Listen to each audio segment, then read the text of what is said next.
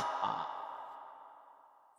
একদিন জুলাইখা আল্লাহর পয়গম্বর ইউসুফ আলাইহিস সালাতু ওয়াস সালামকে একটা দুইটা না শক্তিশালী 7টা দরজা, 7টা গেট, 7টা গেটের ভেতরে পয়গম্বর ইউসুফ নবীরে নিয়ে গেছে। সেখানে নিয়ে জুলাইখা পয়গম্বরের ডাক দিয়া কয়, আমার বহুদিনের মনের তামান্না তোমাকে আমার কাছে পাওয়া, আজকে কাছে পেয়েছি, আমার মনের তামান্না তুমি পুরা করে দিতে হবে। এমনি আল্লাহর পয়গম্বর দেখে একটা কি যেন দেখা যায়, এটা আকৃতি বোঝা যায় মানুষ, আবার চাদর দিয়া ঘোরা। পয়গম্বর ডাক দিয়া কই, এটা কি? ও জুলাইখা, এটা কি? চাদর দিয়া ঢাকা, এটা কি? জুলাইখা ডাক দিয়া বলেন, এটা হলো আমার প্রভু, আমি তার পূজা করি, আমি তার ইবাদত করি। ভালো কথা, তো চাদর দিয়া ঢাকলা কেন? চাদর দিয়া ঢাকছি আমাদের যে সকল কর্মকাণ্ড হবে আমার খোদা যেন দেখতে না পারে। এটা কত নম্বরের খোদা রে ভাই? চাদর দিয়া ডাকলে খোদার দেখে না? আমি জানতে চাই, আপনারা জবাব দেবেন, আপনাদের আল্লাহকে চাদর দিয়া ঢাকার কোনো সুবিধা আছে নি? না নাই? আছে, আছে। 7 জমিনের নিচে 7 জমিনের নিচে আকাশ ছাড়াতে পাথরের চিপায় যদি একটা পিপিলিকা ঘুরে গো, আপনার আমার মহান আল্লাহ ওই পিঁপড়াটারে পর্যন্ত দেখে। শুধু দেখে ওই না, পিঁপড়াটা যে তার ছোট ছোট পা গুলি দিয়া পাথরটার উপরে হাঁটে, ওই পিঁপড়ার পায়ের তরিগুলি পর্যন্ত আবার মহান আল্লাহ ওনার কুদরতি কান দিয়া শুনে। তাহলে আমরা আল্লাহর চোখের আড়াল হওয়া সম্ভব না। তাহলে তো কথাটা পরিষ্কার, রমজান মাসে যারা ভর্তার ভিতরে খায় এরাও আল্লাহ দেখে না, এরারও মনে আল্লাহ দেখে না। আইতেছে রমজান, অনেক মানুষের এখন থেকে গ্যাস্ট্রিক বাইরে যাইতেছে গা, এখনো 8 বার করবো গ্যাস্ট্রিক, কিন্তু আমার দেখা জ্বালাইছে, বিরাট কষ্ট হইতেছে। এবার রোজা রিজি কেমনে করুন, মানে তাই যে রাখতো না, ওখান থেকে আপনার সাথে মোটামুটি একটা মিল জিল দিতেছে, শুরু করে দিছে। আফসোস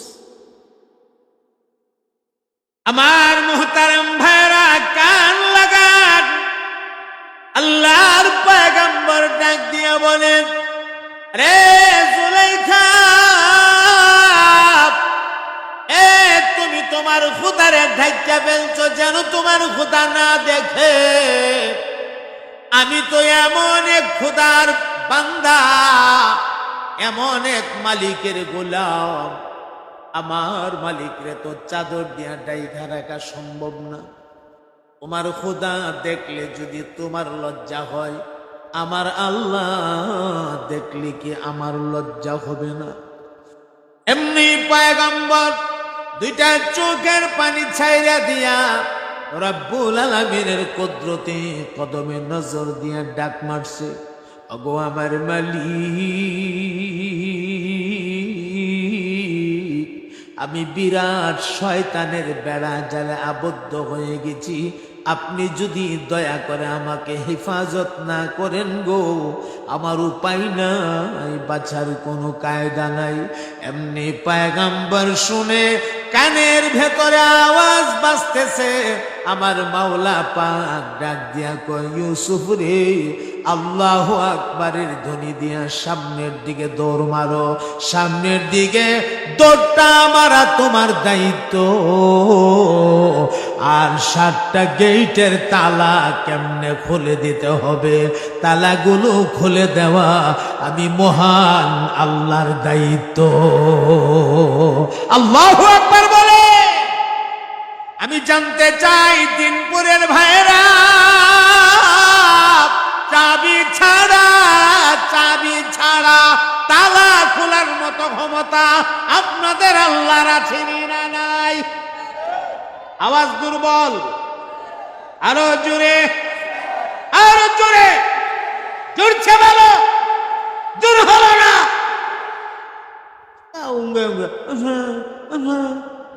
আওয়াজ বেরো না। ওরা বেড়া আমি সিল্লি মারি আর জন বেড়েন সিল্লি দিতে পারে না। তোরে কইতেই হ্যাঁ, সব জন বেড়াই ভাইরি। তোমরা যখন ওয়াজও দেখি জোয়ান ভোলা ভান্ডি রে, আমি যখন ওয়াজও দেখি আমার কলজাটা ঠান্ডা হয়ে যায়। তোমরাই তো আমাদের ভবিষ্যৎ, তোমরাই তো একদিন সমাজ পরিচালনা করবা, গ্রাম পরিচালনা করবা, রাষ্ট্র পরিচালনা করবা।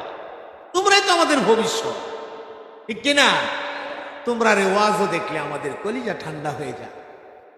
পাগলামির বয়সে ওয়াজে আইসা পড়ছে, সাধারণ কথা না, আমাদের অনেক দাম। আমি শেষ দিকে আমার জওয়ান ফোলা বান্ডিরে লক্ষ্য করে আমি একটা ওয়াজ করবো ইনশাআল্লাহ। তোমরা বয়া থাকো, ধৈর্য ধরে বয়া থাকো। একটা ওয়াজ তোমরা আছে, গুরুত্বপূর্ণ ওয়াজ, এটা কইরা এরপরে শেষ দিন। তো কথা তো লম্বা হয়ে যেতেছে, কষ্ট হইতেছে না তো? কষ্ট হইতেছে? কষ্ট হইলে আমারে কইেন। আমার মুহতারাম ভাইরা, আল্লাহ বলছেন আল্লাহু আকবার বলো আর দৌড় মারো, দৌড় দেও, গেট আমি খুলে দেব।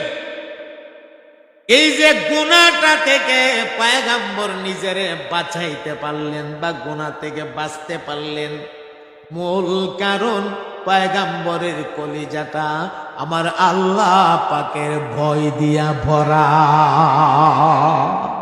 কথা বলেন ঠিক কিনা? এ ভাই, পয়গম্বরের কলিজায় ভয় আছে কার? মহব্বতে বলেন কার? আল্লাহ কয় দূর মারো। পয়গম্বর চোখ বন্ধ কইরা দিয়া আল্লাহু আকবারের ধ্বনি দিয়া দৌড় মারছে। যখন ওই যেই দরজাটার কাছে যা, দরজার কাছে যাওয়ার সাথে সাথে পটারে পট, পটারে পট, পটারে পট, পট পট, পটারে পট, পট পট, পট পট, পটারে পট পট। আল্লাহু আকবার বলেন। টপ টপ করে 7টা গেট খুলে গেছে, পয়গম্বর বের হয়ে গেছে। শেষ গেটটা দিয়া ফিরা যখন বাইরিয়া জাগা, জুলাইখা এমন জোরে ফিসাদা দইরা ওনার জামার মধ্যে খাবলাদা ধরছে। জুলাই কত দূরতাছে, এমন জোরে খাবলাদা ধরছে। কামিজ, কোরআন শরীফের ভাষায় হলো কামিজ, অর্থাৎ পাঞ্জাবি। আগে পাঞ্জাবি সিরা, ফিসাদা সিরা, এক টুকরা জুলাইখার আতই বসছে। কেমন দূরটা দিছে, কি স্পিডে দূরটা দিছে। আর জুলাইখাও কত শক্ত কইরা ধরছে, পাঞ্জাবিটা সিরা আতই বসছে। এমন সময় আজিজি মিশর সামনে খারাপ, জুলাইখার স্বামী আজিজি মিশর সামনে খারাপ। তখন তো আজিজি মিশর কিচ্ছু বুঝতেছে না। ইউসুফ দুইটা বাইরিল, জুলাইখা ফিসাদা দৌড়াইলো, জুলাইখা আবার দুইটা পাঞ্জাবি খাবলা মারলো, পাঞ্জাবি টুকরা সিরে আতো নিল গা। ঘটনাটা কিতা হইল, একটা বিশাল ব্যাপার। মহিলারা কিন্তু বঙ্গি জানে, বঙ্গি, বঙ্গি বুঝেন তো আপনারা? বঙ্গি, বঙ্গি আমরা দেশে বঙ্গি কয়, এরপরে সং কয়, এরপরে অভিমান কয়, হ্যাঁ এটা কয়। আমরা কিতা কোন জানি না। বঙ্গি শব্দটা বুঝছেন? বঙ্গি, এটা কিন্তু বিভিন্ন রকমের বঙ্গি জানে। বঙ্গি এমনি জুলাইখা যখন জামাইরের সামনে দেখছে, দিকে আরে কি হয়েছে, কান্দা খালি পারা, কি তো হয়েছে? এই গোলাম আমনে রাখছেন ইউসুফ রে, ইউসুফ আমনের স্ত্রীর ইজ্জত নষ্ট করবার চেষ্টা করছিল। আজকা আমারে ওই মেন রুমে, আমার মেন রুমে গিয়া সেরা আমারে আপনার ইজ্জত নষ্ট করার চেষ্টা করছে। এখন কোন বিচার আপনি করবেন? আপনি করেন। তো আজিজি মিশর পড়ছে বিপদ। কি তারে ইউসুফ আমি এত বিশ্বাস করি, ইউসুফের চরিত্রটা তো দেখছি খুব সুন্দর, এত সুন্দর চরিত্র ইউসুফের, কিন্তু আমার স্ত্রীও তো দেখছি ভালো। ঘটনাটা কি, তার দোষটা আসলে তার? জুলাইখা সত্য কথা বলো, হ্যাঁ ইউসুফ সত্য কথা বলো, দুষ্টাকার অপরাধ ডাকার। ইউসুফ আলাইহিস সালাম তো দেখতাছে বিপদ ওই জুলাইখা তো কই লইছে, ইউসুফকে দোষী বানাই লইছে। ইউসুফ আলাইহিস সালাম তো দেখে যে আমার তো কোনো সাক্ষী টাক্ষী কিচ্ছু নাই, পয়গাম্বর তো মনটা কষ্ট হয়ে লইছে, আটকা মাথার ভিতরে আছে, আমার সাক্ষী আইছে, আমার সাক্ষী আছে, আমার কি আছে, সাক্ষী আছে। সাক্ষীটা কি?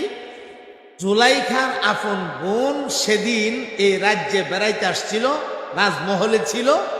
জুলাইখার বোনের একটা বাচ্চা, ছোট বাচ্চা, এই ছোট বাচ্চাটা নিয়ে যে রুমে আছে, হ্যাঁ, এই ইউসুফ আলাইহিস সালাম বললেন যে জুলাইখার বোনের বাচ্চা, পিচ্চি বাচ্চা, ওই পিচ্চি বাচ্চাটা হইল আমার সাক্ষী। কথা ওখানে একটা ফেস লাগাইছি তো আজিজি মিশর আরো সেইটা উঠছে, নাবালিক বাচ্চা, কথা কইতে পারে না, দুধের বাচ্চা, তুমি কও এই বাচ্চা তোমার সাক্ষী। বুঝলাম না, বাচ্চারা ডাইকে আনেন, আল্লাহর কুদরত, বাচ্চারা ডাইকে আনছে ভরে আমার আল্লাহ বাচ্চার জবান খুললা দিয়েছে, বাচ্চা একটা বুঝের মানুষের মতো কথা বলতে শুরু করছে। পারিনি আমরা, আল্লাহ পারিনি, পারে না। ঈসা ইবনে মারিয়ামের কথা আছে না, একদিনের বাচ্চা লইয়া মারিয়াম সমাজের মানুষের কাছে আসছে। তো সমাজের মানুষেরা এই মারিয়াম বিয়ে হইছে না, শাদী হইছে না, বাচ্চা হইলা কো? আমার ভাই বেড়াদর আত্মীয় স্বজন সবাই তো ভালো হয়েছিল, তুমি মাঝখান নষ্ট কেমনে হইলা, এই খরাব কেমনে হইলা, বিয়া শাদী হইছে না, বাচ্চা পাইলা কো? হ্যাঁ তাড়াতাড়ি উত্তর দাও, বাচ্চা পাইলা কই? অন্ত জুলাইখা কি মারিয়াম শর্মিন্দ হয়ে গেছে গা, আইরি কি উত্তর দিই, কি উত্তর দেই, কোনো কথা কয় না। আল্লাহ যে শিখাই দিচ্ছে কিচ্ছু কয় না, বাচ্চার দিকে ইশারা দিও। মারিয়াম কালি ফাশারাত ইলাইহি, কুলের বাচ্চার দিকে ইশারা দেয়। মানসে কো বাচ্চা ভাইছো কই? মারিয়াম কো আরে বাচ্চাটা ভাইছো কই? মারিয়াম কো অর্থাৎ বাচ্চারে দেখাই দে কুত্তাটা, মানুষের উঠছে আরো গুসা ডিগিতারি। আরে তুই বাচ্চারে দে আজকে, একদিনের বাচ্চা, বাচ্চা কি তা করবো? তুই বাচ্চাটা ভাইছো কই এটা কইতে কোস না, তোর তো বিয়া শাদী হইছে না, বাচ্চা পেলে কো? আল্লাহ সাথে সাথে মারিয়ামের কোলে বাচ্চার জবান খুলে দিছে। আরে সবাই কয় না গো, আরো জোরে কয় না, ইন্নী আবদুল্লাহ আতানিয়াল কিতাব ওয়া জাআলানি নবিয়্যা। জোরে জোরে বলে দিন না সুবহানাল্লাহ। ঈসা ইবনে মারিয়াম ডাক দিয়া কয়, হে উপস্থিত জনগণেরা, আমার আম্মারে দোষারোপ করবা না, আমার মায়ের কোনো দোষ নাই।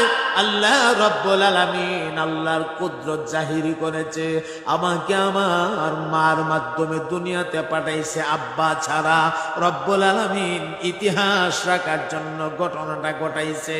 হে উপস্থিত জনগণ শুনে রাখো, ইন্নী আবদুল্লাহ, আমি তার বান্দা, শুধু বান্দা হই না, আতানিয়াল কিতাব, আমি কিতাব নিয়ে তোমাদের মাঝে এসেছি, ওয়া জাআলানি নবিয়্যা, আমি দুনিয়ার সাধারণ কোনো মানুষ না, আমি আল্লাহর পক্ষ থেকে পাঠানো আল্লাহর একজন নবী। তাহলে বলেন বাচ্চাকে কথা বলাইতে পারিনি আমার আল্লাহ। ইউসুফ আলাইহিস সালাম বললেন ওই বাচ্চাটা হইল আমার সাক্ষী, যে মাত্র বাচ্চারে সাক্ষী বানাইলো, বাচ্চারে সামনে আনার পরে বাচ্চা ডাক দিয়া কয়, কামিজ কুর্তা পাঞ্জাবি, পাঞ্জাবি যদি সামনের দিক থেকে ছিঁড়া থাকে তাহলে ইউসুফ দোষী, আর পাঞ্জাবি যদি পেছন দিক থেকে ছিঁড়া থাকে তাহলে জুলাইখা দোষী। বলেন তাহলে বাচ্চার সাক্ষী দোষীটা কি ইউসুফ না জুলাইখা? আমার মুহতারাম ভাইরা, এদিকে লম্বা ওয়াজ আমি করা মাকসাদ না,